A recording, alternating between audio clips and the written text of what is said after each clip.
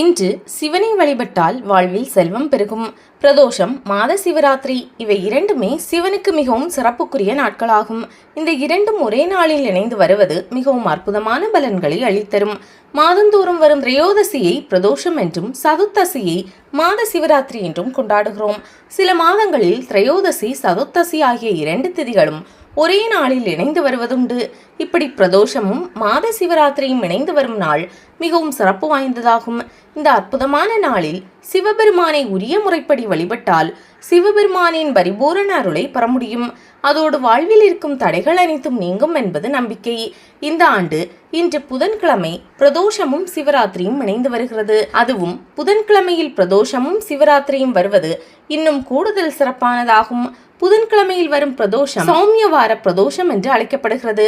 இது கல்வி, ஞானம், புத்திசாலித்தனம் மற்றும் செல்வ வளத்தை அதிகரிக்க செய்யும் மிகவும் சிறப்பான நாளாக கருதப்படுகிறது. பிரதோஷ விரதம், மாத சிவராத்திரி விரதம் இரண்டுமே சிறப்புக்குரியது. இந்த நாளில் விரதம் இருந்து வழிபட்டால் வாழ்வில் ஏற்படும் தடைகளிலிருந்து விடுபட முடியும். பிறப்பு இறப்பு சுழற்சியிலிருந்து விடுபட முடியும். தேவர்களும் அசுரர்களும் அமுதத்தை பெறுவதற்காக பார்க்கடலை கடைந்தபோது முதலில் வெளிப்பட்டது ஆலகாலம் எனப்படும் விஷம். இது பார்க்கடலிலிருந்து வெளிப்பட்டு அனைவரையும் துரத்த தொடங்கியது.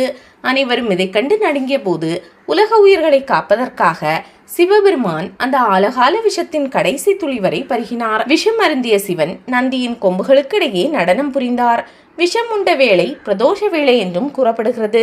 உலகை காக்கும் பொருட்டு நன்மையை நமக்கு தந்து தீமையான விஷத்தை தான் ஏற்றுக்கொண்டார் இறைவன்.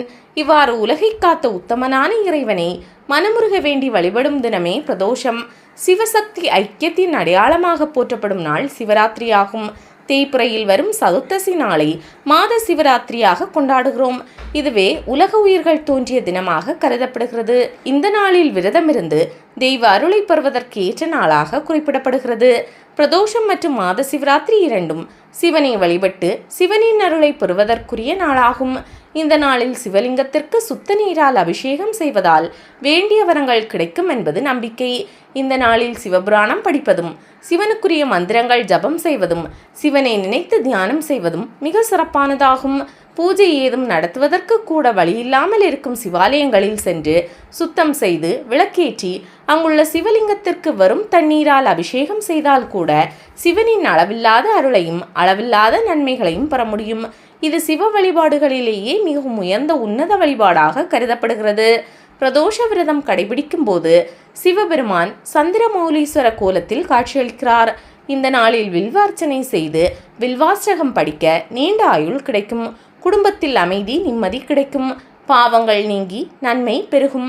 படிக்கும் குழந்தைகள், பொது தேர்வு எழுதும் குழந்தைகள், வீட்டில் இருப்பவர்கள் விரதம் இருந்து நெய் தீபம் ஏற்றி வழிபாடு செய்ய அவர்களுக்கு புத்தி கூர்மை, நல் மதிப்பெண் பெற உறுதுணையாக இருக்கும். திருமண தடை நீங்கி வாழ்க்கையில் திருமண யோகம் கைகூடும். புத்திர பாக்கியம் கிடைக்கவும் இந்த வழிபாடு உற்ற துணையாக இருக்கிறது. தன்னை நாடி வருவோருக்கெல்லாம் அருள் மழை பொழிய செய்வார் சிவபெருமான். பொன் கிடைத்தாலும் புதன் கிடைக்காது என்ற பழமொழிக்கு ஏற்ப இன்று சிவ வழிபாடு செய்வது செல்வத்தை அள்ளித்தரும். தொழிலில் சிறப்பான முன்னேற்றம் ஏற்படும். புதன் என்பது செல்வத்தை அள்ளித்தரக்கூடிய ஒரு பொன்னான நாள். அந்த நாளில் யார் ஒருவர் விரதம் இருந்து பிரதோஷ வழிபாடு செய்கிறார்களோ அவர்களின் வாழ்வில் செல்வம் பெருகும். செல்வம் என்பது பணம் மட்டுமல்ல, அறிவு செல்வம், ஆரோக்கியம், குழந்தை செல்வம், திருமண பாக்கியம், குடும்ப ஒற்றுமை என 16 வகையான செல்வங்கள் இருக்கின்றன. அந்த 16 செல்வங்களை பெற புதன்கிழமைகளில் வரும் பிரதோஷ சிவராத்திரி வழிபாடுதான் சிறந்த நாள்.